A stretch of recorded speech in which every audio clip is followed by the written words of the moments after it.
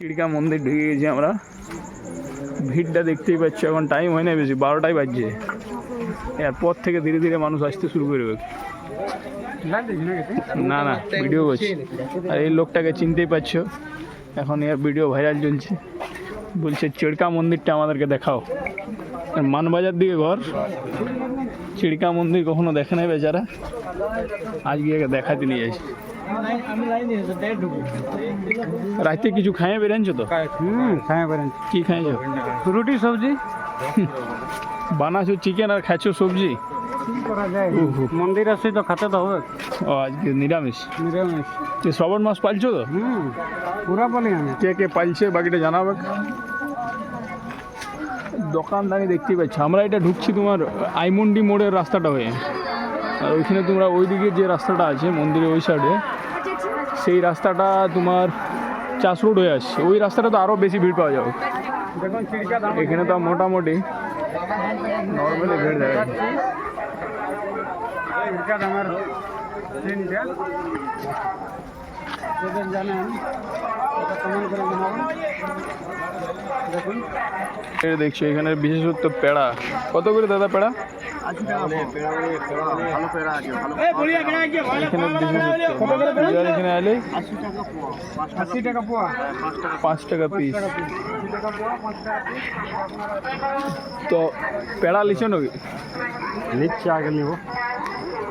আর এই সোমবারটা আমরা ঘুরতে আইছি অ্যাকচুয়ালি, সবাইকে বলে দেওয়াই ভালো। পরের সোমবার আমরা পূজা করতে আইছি, কারণ সকাল থেকে অনেক কিছু খাওয়া হয়ে গেছে। নিরামিষে খেয়েছি, বাট খাওয়া হয়ে গেছে। তো এই সোমবারটা যার ঘোরার জন্য দেখুন, শাখা দেখুন 150 সব আছে। 150 মানে বিশেষ করে মেয়ে ছেলেদের জন্য, যারা মেয়ে ছেলে ওদের বিশেষ করে আসা দরকার, কারণ এখানে অনেক ধরনের জিনিস আছে যেগুলো তোমার পাওয়া যাবে। এই জায়গাটা দেখতে পারো, মণিহারির সমস্ত জিনিস আছে, ছেলেপুলেদের খেলনার জিনিস আছে। আর বাদ বাকি এই মন্দির এখান থেকে স্পষ্ট দেখা যাচ্ছে।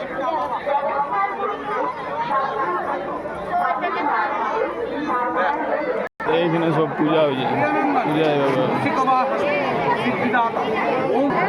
মন্দিরের ভিতরে ভিড়টা যেটা, সেটা অসাধারণ ভিড়।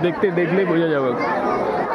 বুঝলে কি ভিতরে বলে ধুতে পাঞ্জাবি বলে নাই হতে 10 টাকা বিবেক নেই উঠাই নেবে।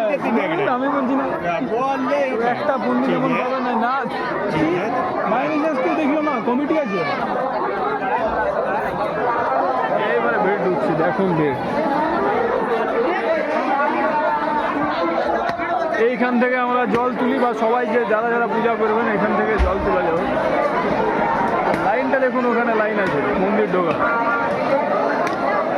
মন্দিরের ভিতর অবধি তো দেখাতে পারবো না, বাইরেটা যতটা দেখানো সম্ভব দেখাচ্ছি। দেখুন এখানে লাইনটা দেখুন। এই হচ্ছে গৌরীনাথ ধাম, আর এটা হচ্ছে পাশে দুর্গা মন্দির। এটা নতুন চালু হয়েছে, 2 বছর হলো বোধ হয়। আর পাশে কালী মন্দির বলবো।